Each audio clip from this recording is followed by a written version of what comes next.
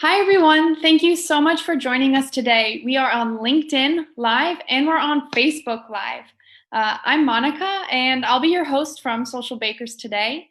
I'm sitting in Prague in my home office headquarters, and I'm really excited to be here talking about influencer marketing today.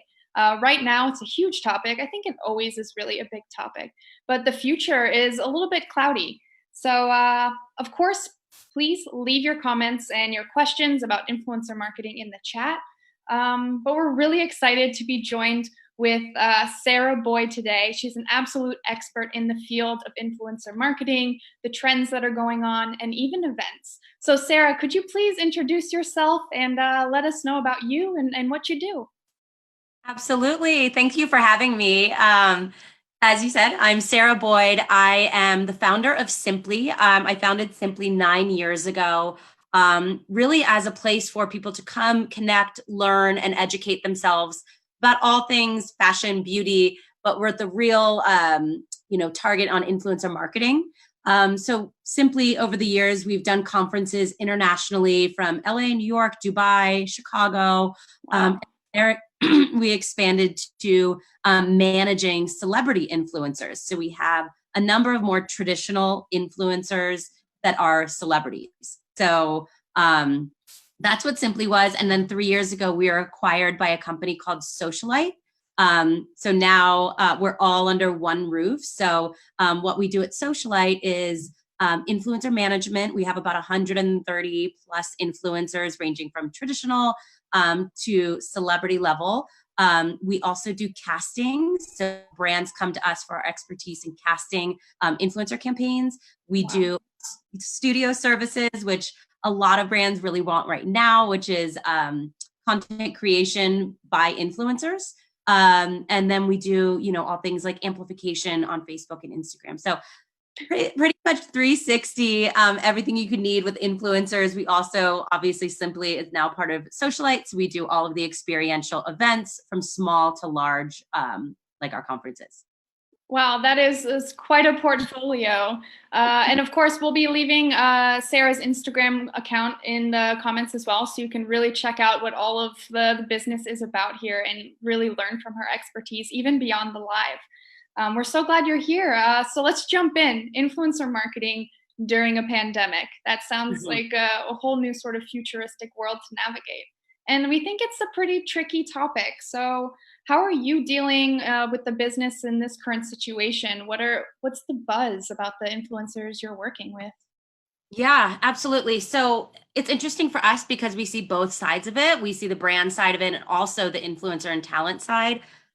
For us, we're doing a lot of communication out to our clients and talent lists, just sharing tips and who we see is doing it well, who isn't doing it well, charities they can work with that, I think that's really important is giving back and being a service to people at this, during this time. Whether that's giving your services away for free, like consultations and things like that, or Right. actually running a number of free campaigns for brands. We're running kind of like a contest, if you will, where brands can apply and we provide our services for free. Another tip is obviously recognizing what's going on in the world and not just pretending nothing's happening. So talking about it with your audience, if you're an influencer, if you're a brand, don't be tone deaf. Talk about the pandemic that's going on and understand that your consumer is really going through a lot right now. Regardless of, if they have a job, if they don't have a job, just be very sensitive as to what's going on and don't try to pretend that nothing is happening. Yeah, I think one of the main tenets of influence marketing is really this, authentic and transparent approach. It's really great that you're giving, resources and tips about how to navigate this and really learn as you go. We've seen from the brand side, you were saying a lot of freezing of campaigns going on, or like the first couple of weeks of the pandemic, a lot of uncertainty. Should we keep going with this? Should we not? What were tips that you were giving at the very beginning to some brands besides, this tone deaf thing that has really helped?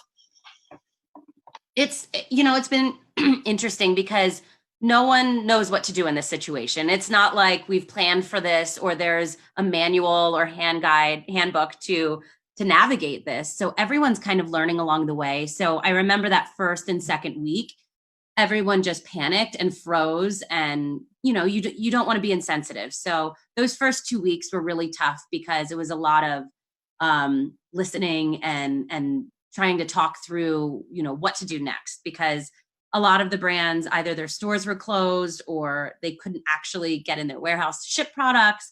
So we came across a lot of those issues, which caused for a lot of paused campaigns. So after that, I think once people realize this is going to be the new normal for the unforeseeable future, those campaigns started running again.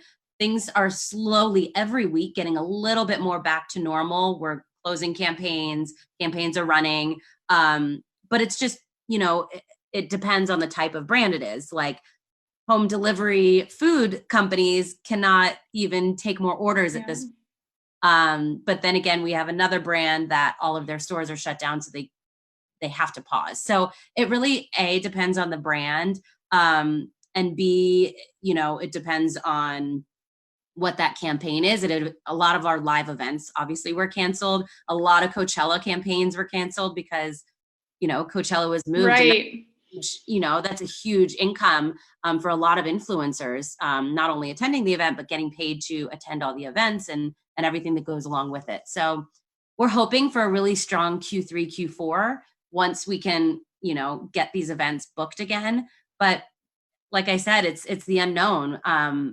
We don't know when the next time we're going to have a Coachella is. We don't know if it's going to be 2020 or 2021 even. Right. That's such an interesting point about the sort of intersection between events and influencer marketing, or even, going places and influencer marketing. I'm curious in general about this. You also have huge experience with events. So what is the shift in understanding from that uncertain sort of timeline? I know it's really sad because I know me personally, I'm such a people person. I love to be at networking events and conferences and constantly learning and meeting new people. So yeah, with Simply, our next big event is in September. So we're considering, what are we doing with that event? Because we usually have over 1,000 people there.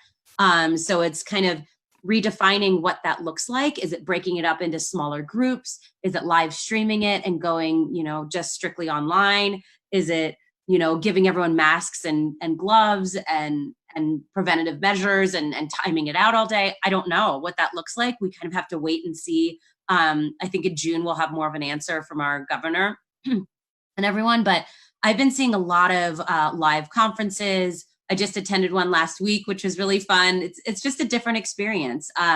So instead of networking in real life, you're networking, online in the chat group. So we're going to see a lot of shifts to that this year with, events as a whole. We do tons of dinner parties in LA with influencers. I don't know. I've seen some invites where it's like virtual dinners where people send out the clothes and everyone wears it for their Zoom and they connect. Wow, that's great. So I think, people are getting really innovative and they have to figure out how they're going to pivot and change and adapt to the new normal of COVID-19, and figure out how their business can shift. I felt very blessed that my business got acquired a few years ago because I was strictly events at Simply. That was 90% of our revenue. So if this had happened, I don't know what would have happened to my business. Right. I think you make a great point about shifting objectives and shifting priorities. We have some comment here and question from LinkedIn, if you're up for discussing this. Thanks, yeah. Dale. So they say in LATAM, they're doing an influencer campaign with the vision of amplifying brand value. So not only benefits of products, but really understanding the moments is the most important thing about loyalty. What do you think about the difference between pushing products now and pushing brand values? We definitely suggest brand values all the way right now. If you can give your audience something that they return back to you when it is time to purchase, I think now is the time to really build that brand loyalty. Because people will remember that if you're, I think it's kind of icky to be pushing product at this point. If someone lands on your website and ends up buying something, great. But I think now is a time to either align with the right charities, align with the right partners that can help build a bigger voice. You can talk about your brand values. You can, again, I think that's the way to do it right now. That's the brands that we're selecting for this free campaign we're working on, is brands that we really want to amplify their message, and they're doing good. Maybe they're donating masks to a local hospital, or anything like that, I think is something really good to talk about. Mm-hmm. So you say you're partnering or helping out brands and giving them resources. I'm curious about do you have any examples of like a brand that you're like, yes, you are doing this right. We're really proud of the work that you're doing. Yeah, there's been a few campaigns we've done recently. One I continue talking about because I think it was such a perfect campaign. It's the wine delivery brand Winc, WINC, and they partnered with one of our talent. Her name's Lauren Lane, used to be Lauren Bushnell. And they've had a longstanding partnership. Obviously, everyone is drinking wine during this pandemic, so the timing was pretty perfect. So we did a campaign, and every subscription that sold from Lauren's Instagram post, they donated to a charity, and the charity is escaping me, Meals on Wheels. So they donated for every campaign or subscription sold, they donated to Meals on Wheels, and then Lauren matched it with, out of her own pocket. She matched it to No Kid Hungry. So between this campaign, it obviously served a purpose, which is everyone wants to drink wine during this time. But also B, you end up giving back to two different charities. So I think they raised over $10,000 between the two charities. And, I purchased it because I was like, I need wine and I'm giving back. This is incredible. So I think when all of those can align, it just becomes this perfect campaign like this one. So that's one we just did recently that was a huge success in my eyes. Wow, that's incredible. That's like really tying the whole journey from beginning to end. Yeah. That's great. I think that's a really great promise of influencer marketing too, is that you're not just partnering or becoming part of a community of people who like the same products, but you're aligning with, Lauren's values, and so she's building this community. It's very cool. And as a talent, I think that's really important. I am so honored to have her as a talent because she came to us and said, look, I want to pause any campaigns that don't have a charitable element because I just feel kind of weird posting it during this time. So unless they can align with me and my charities that I want to work with, then I want to pause the campaign. So it's kind of putting it on her terms, which is great. I wish every influencer could be like that. And every brand we went back to with that was, 100% on board, and they loved that she came to them with that. So it's a win-win for everyone. Yeah, that's so cool. I'm curious. Lauren probably has a great following, great community. I'm curious about maybe influencers who maybe are just starting out, or maybe they've lost a lot of brand deals that they've been counting on. Because influencer marketing, it's a small business in a lot of ways. I'm curious, what tips and tricks can you give to influencers who maybe are kind of out of options or can't be that picky right now? What are they to do right now? Yeah. So what we're telling a lot of our talent, we did a big deep dive into our roster and our network roster, and kind of categorized each talent into a bucket. So after this analysis, we found that the influencers that are booking all the campaigns, or majority of campaigns, that the brands continue coming back for more and more campaigns, are the influencers that we categorize as more of a personality.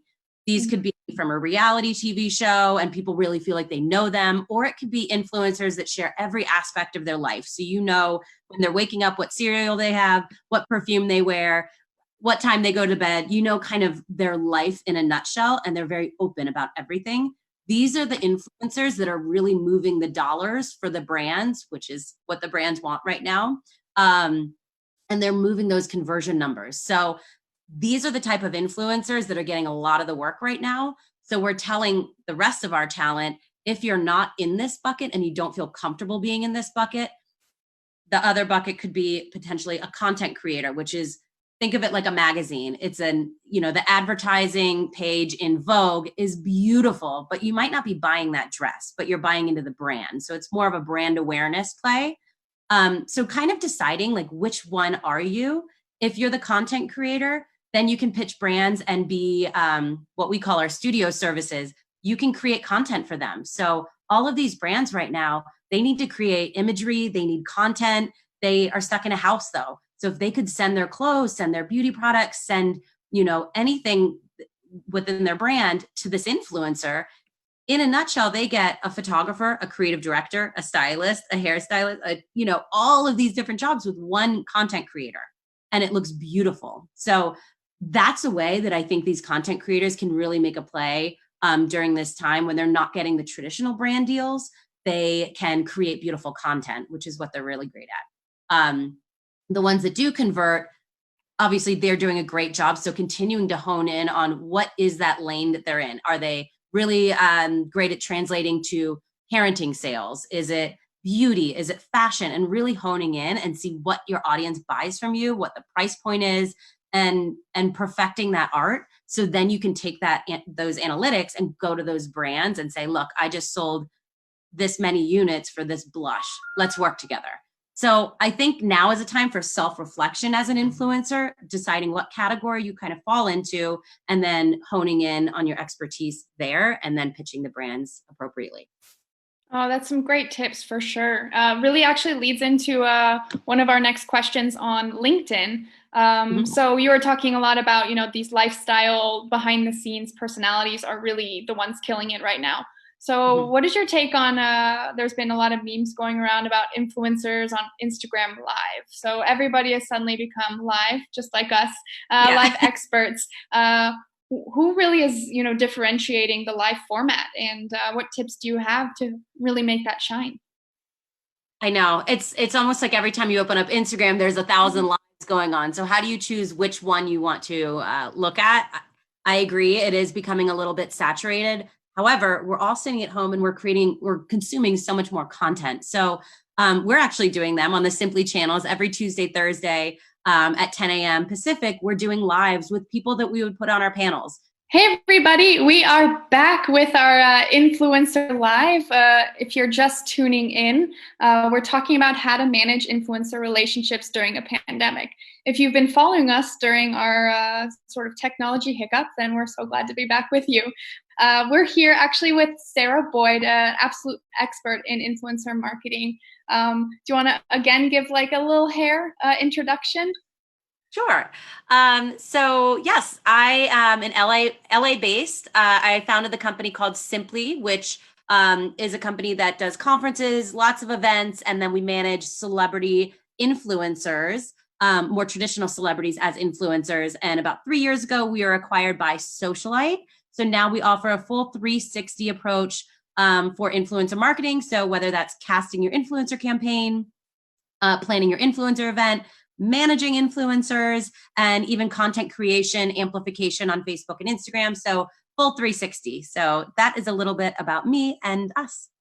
Yeah, I'm so glad that you really jumped into this content creation side. So when we last left, you were really talking about how influencers can be your full service package as a brand, in terms of they can be your designers, they can be your creators, they can be your photographers. They have a whole skill set to use.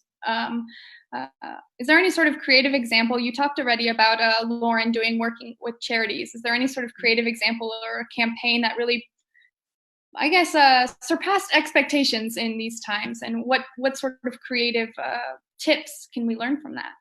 Yeah, definitely. I have one example.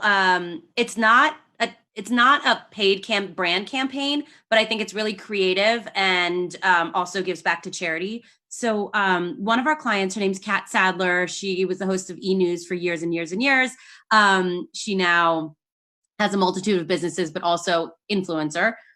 She created a hashtag called Formal Fridays during this pandemic. She started it the first week, and every Friday she would get dressed up in a gown, do full glam, and kind of to inspire everyone, like, okay, we're sitting around in our sweatpants every day. Let's get dressed up and feel good. And what she did was every person that posted that hashtag, she donated to a charity. And every week she changes the charity of choice. And so now she's going on her 7th week this week, and they've raised thousands of dollars for charity. Plus it looks beautiful, and you get to see everyone getting dressed up and they get so excited. She reposts everyone. So it's a really feel good moment. And brands can integrate by like, her dress she's wearing is a brand, obviously. A rosé brand came and sponsored one of them, and she was drinking the rosé. So there's fun ways to integrate in that sense. And I think that was a really fun campaign that everyone wants to get involved in. So that was one. Another one we are just working on with a client of ours, Jana Kramer. She's a country music artist and actress and entrepreneur, mom. We did a number of campaigns with, it's called DrinkWorks. And it's basically an at-home Keurig machine where you put the K-cup in and it makes a cocktail, which who doesn't need that right now? So we've worked with them for about 6 months now on, the Emmys and the Super Bowl and all of these big turnkey events. They loved working with her so much. They just signed on for a 9-month ambassador program where Jana will essentially be the face of their social media. And she's going to do IG lives with them and just all kinds of fun content throughout the next 9 months, celebrating the little things and the little moments in life to be thankful for. So that's a really fun campaign as well, because they want her to just be her and be organic.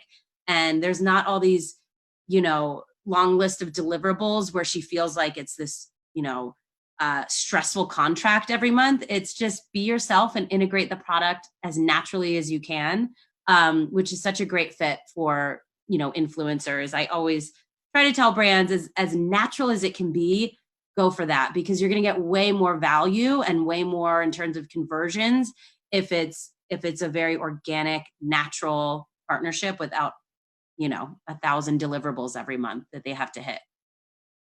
That's so true. And I think that's a really interesting point, especially now. So when brands are feeling maybe a little bit out of control and they want to take the reins really back to make sure that everything's, clean and tidy and organized and not tone deaf, how do you really make sure brands lean into the benefits of influencer marketing, this naturalness, this authenticity, without feeling super stressed that it's going to be they're stepping on the wrong foot? How can you really let brands know it's okay?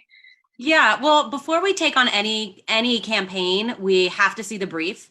And if it's not in alignment with how the influencer naturally talks, I think it's a waste of their money, because as a brand, you're hiring this influencer for their point of view, for their, obviously they know how to speak to their fans. So if you don't lean into that, you're not going to see the reward. You're not going to see the sales conversions, because their audience trusts them. It's like their best friend. They understand them. They know when they're lying. They know the products they love. They know the products they would never touch. And that, what I think is a great influencer that says no more than they say yes. And they only align with brands after they've seen the brief and they see the messaging and they see what it's going to look like. And they know that their fans will accept that it is a real partnership for them and not just a payday, because that is how you lose your fans. You lose the engagement, you lose everything, just by even doing one post that is not authentic to who you are. And as a brand, I think they need to lean into that and trust the influencer. That's what they're hiring them for. Mm-hmm. I'm curious if, influencers who may be feeling a little bit more stressed or a little bit on edge about the next contracts they'll get, do you think we'll see them sort of shifting their brand or shift their values themselves, or really holding fast because they know in the long run it's really going to make a difference? I know, as bad as this sounds, I think the strong will survive, honestly. And maybe they find another career helping a brand with content creation. If they're not making it as an influencer themselves, there's so many jobs that you can take on as an influencer and using those skills. But what we're telling a lot of our talent right now is focus on what you own. Instagram could go down tomorrow. So focus on building your website or building your mailing list, because that's a direct way to connect with your fans. Build your mailing list, build your website, build your community, start a Facebook group that's private, and you can really get to know who your audience is and who your fans are. Also start using affiliate links to see what is selling. So get on RewardStyle or ShopStyle if you're not on them yet, and start testing it out. See what sells, see what doesn't sell, hone in on like, okay, my price point of my audience, they do not want to buy anything over $100. They only want fashion from me. and focus on what is working as opposed to trying to be everything to everyone. Now is the time when we are alone at home is to find what you're really good at and focus on that and focus on building your own entity. So yeah, mailing list is huge. Yeah, I think that's a great point. And I'm curious, I know a lot of, for example, maybe travel influencers or fashion influencers definitely already have hit it in the blog scene. I'm curious if you'll think of any other industries that might start migrating away from social media and really exploring their creative options here. I mean, I think on the brand side too, I think brands are doing it as well as they're honing in on their brand and their community and their mailing list. However, I don't think that influencer marketing will ever be dead because there's such a voice and there's such a sales driver. If anything, I would say shift traditional advertising dollars over to digital because you can see that automatic conversion. So I don't know, there's the whole marketing funnel, right? So it's deciding which piece of the marketing funnel you're looking to hit. So there's the top of the marketing funnel is the awareness category. Then you go to consideration, then conversion, then loyalty. So if you can hit all of those pieces of the funnel, whether it's through different influencers or through all of your different advertising methods, you're winning. So I think it's reallocating your budgets. Brands are going to be a lot smarter. They're not going to just throw around money anymore. You're going to need to deliver a true ROI and be able to prove that you can deliver that ROI as an influencer. And I think it's the strong will survive, like the days of charging so much money without having any analytics behind it are gone. Yeah, absolutely. I'm curious as well about so brands who are definitely sort of in the cadence of influencer marketing. They've done a few campaigns. They understand the world. I think they can make some great decisions about how to move forward. What about brands? Should they start influencer marketing right now? What do you think about that?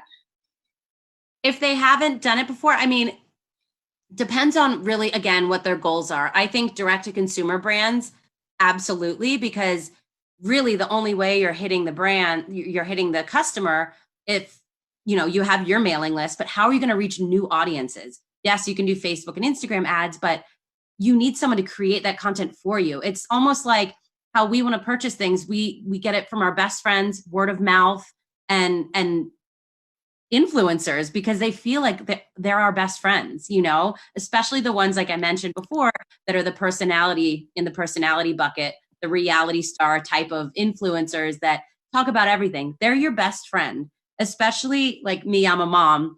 I follow a lot of the mom influencers and I trust everything that they say. If they say that I need to get this bottle for my daughter, I am buying it because they're a trusted resource and it's like hearing it from your best friend. So I think as a brand, yes, I think you should get into influencer marketing, but be very specific. Don't just jump in and start booking thousands of influencers. Start with people who organically talk about your brand. Start sending it out to influencers you think are a good fit for your product. And if they start using it and have a conversation, build a relationship. That is huge.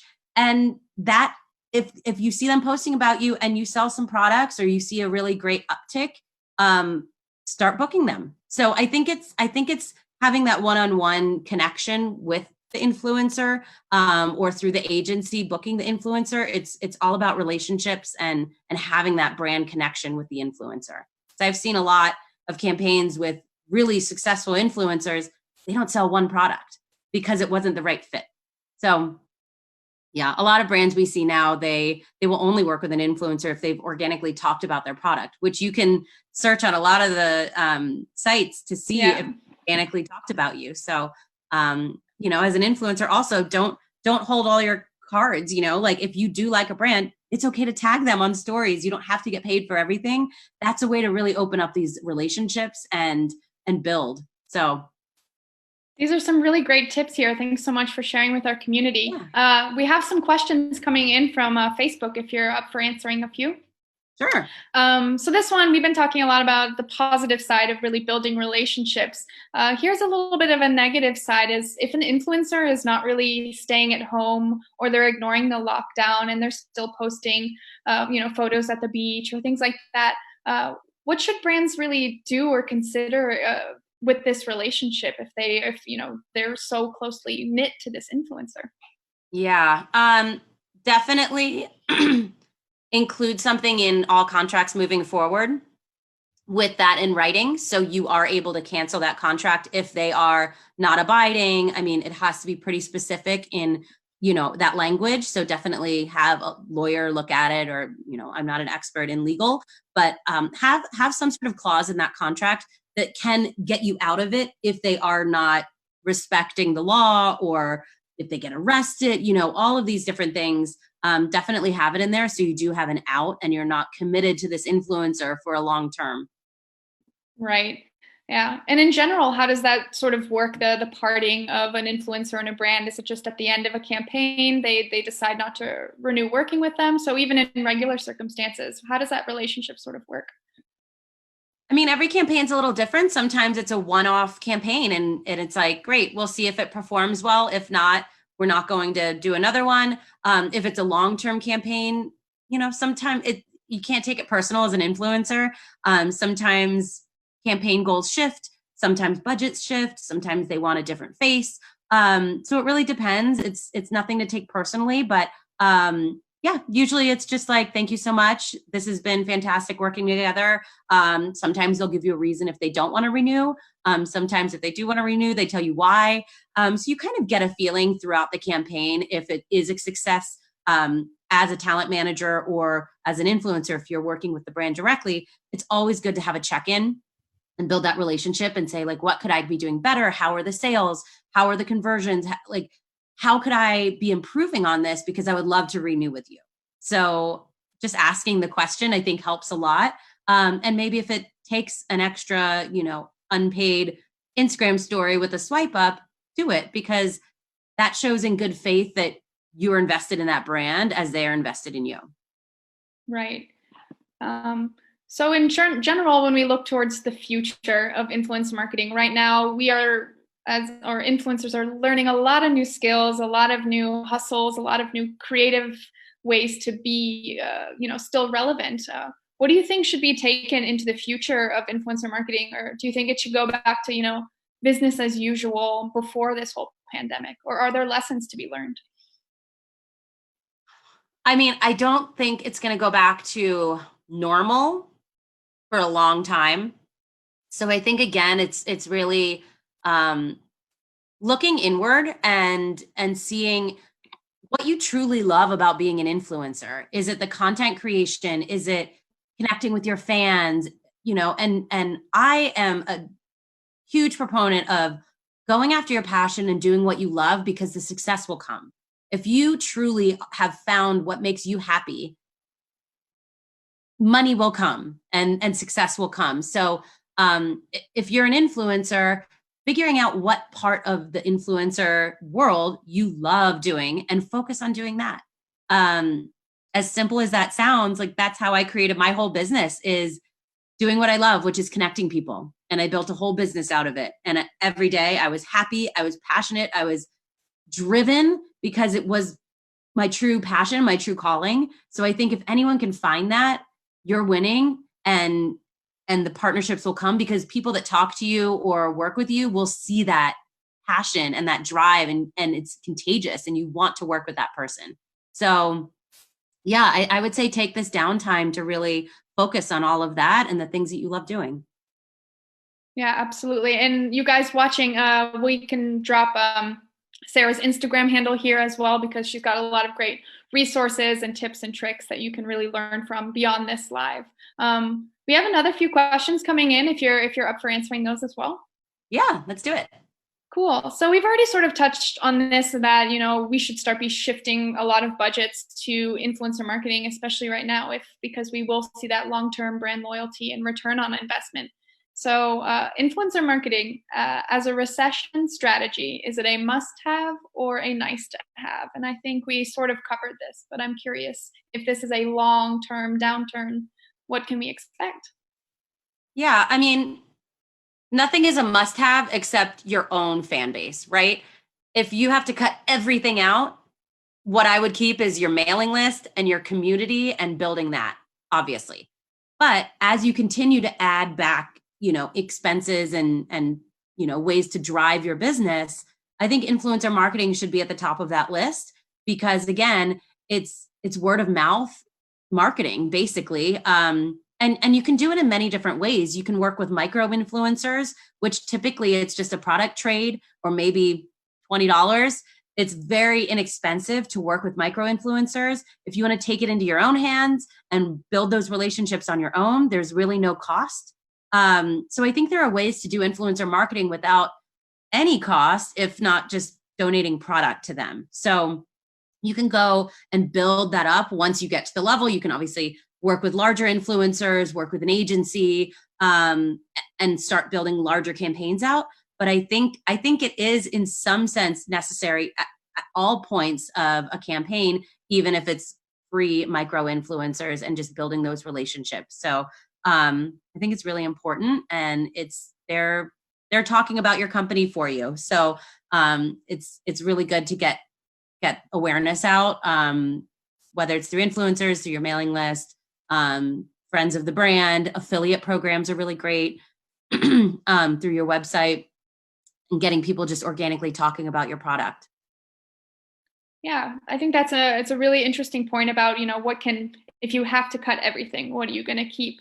What about the brands who are a really great partnership with celebrities? I know we've seen a lot of very positive things coming from celebrity influencers, but also a little bit of tone deaf, maybe flaunting of privilege kind of lifestyle that we've seen as well. How do you work with a celebrity and make sure that you aren't really alienating your fan base who might be experiencing a little bit more hardships than the celebrities that they often follow? Or do you think it's a sunshiny thing, an aspirational thing at this time?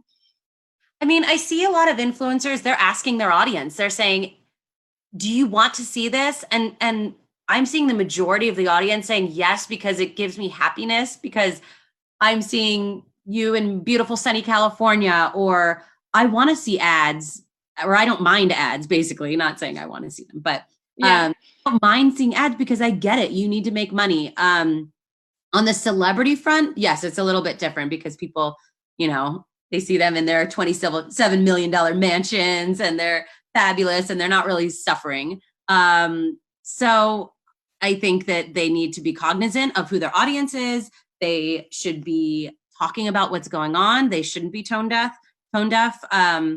And I think with anything, it's just understanding what's going on in the world and don't flaunt. No one likes that.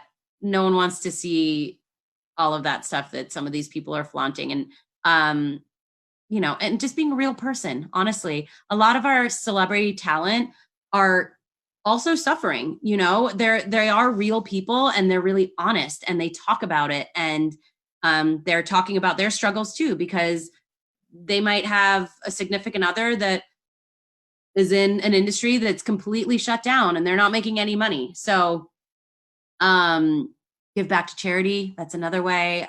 I just think it's being a normal human is like kind of what it boils down to. So some of the A-list celebrities, it's like they're so far removed from reality, it's hard for them. So in their case, if they were my talent, I would just say, stay quiet for a little bit. And if you have to say anything, talk about what charities you're donating to. Right. I think that's a really, really sound advice. We have one last question coming in. So you mentioned you following a lot of mom influencers, mom bloggers, really trusting them as trusted friends. I'm curious, do you have any sort of great example or something super inspirational? I know the parenting and lockdown combination is pretty intense for a lot of people right now. What kind of hope or advice are they getting from these mom influencers or parent influencers even? Oh my gosh, I get so much advice from like what to show your kids during the day. Cause as a mom, a working mom, you just constantly feel guilty in every category. You're failing at work because you're focusing on your kid. Your kid's sitting there watching YouTube all day. So you're failing there. You're just constantly feeling like a failure. So having these mom groups and having these influencers that are on they're on the same page as you, they're feeling the same way, but they're giving resources like, hey, here's an app that, my kid was watching, but also learning from, or here's the food that I prepared that only took me 5 minutes. So all of these little tips really help me as a mom to feel not like a failure every day. And that I feel like she's learning and she's educating herself. So eating healthy, all of those sort of things. A few moms that I think are doing a really great job. One is a friend of mine. Her name's Lauren Gores. She does like 20-minute fitness routines, and her son like get in them, which is so common. But it's really good, like little fitness routines. She'll do healthy eating, fun ideas to do with your son or daughter. And then another influencer, very different from her, her name's Krista Horton. And she has just grown every single year. And she's one of my favorite people to follow. And she's just so real. She's like, I'm having my Malibu and Diet Coke and my kids are all play. And here's what I'm doing. She's just super real. Like someone that's really authentic like that, though, that's who I'm talking about. They get so many campaigns because they sell product. They're trusted, authentic. She's who she is. So I think those two are really great. And then one of our clients, Jana Kramer, I think is amazing because she talks about her marriage and all the fights they're getting in and the therapy they're doing, and then her kids and what they're eating. I mean, she just lays it all out there. So there's also a meme site called Scary Mommy, which is amazing. And they do like all of these funny memes that moms can just go to town in the comments and just have fun. And you connect with all of the other followers, and you don't feel like such a failure at the end of the day when you have these communities. That's a great feeling. Yes. Sarah, we are so glad that you could share your time with us. I'm curious, can you let us know where we can follow you, where we should be checking out more information, so that everybody can really move beyond this live and take even more inspiration from the work that you do? Yeah, definitely. Thank you. So the company is Socialyte, Socialyte. That's the company that acquired my business, Simply. And you can follow me at Sarah P. Boyd on Instagram. And then all of my businesses are linked there, so you can check them all out. You can email me from my Instagram, DM me, ask away. I'm happy to help. And yeah. Oh, and you should check out, we're doing our lives every Tuesday, Thursday on the Simply Instagram. Every Tuesday, Thursday at 10 a.m. Pacific. We are interviewing different influencers, stylists, female entrepreneurs, and it's a really fun conversation. It's about 30 minutes. So tune into those. Awesome. That sounds incredible. Well, thank you so much for joining us. And we can't wait to have you back again once, we have a few more learnings and a few more weeks of months of really navigating these waters. Definitely. Thank you so much for having me. Absolutely. Bye-bye. Bye.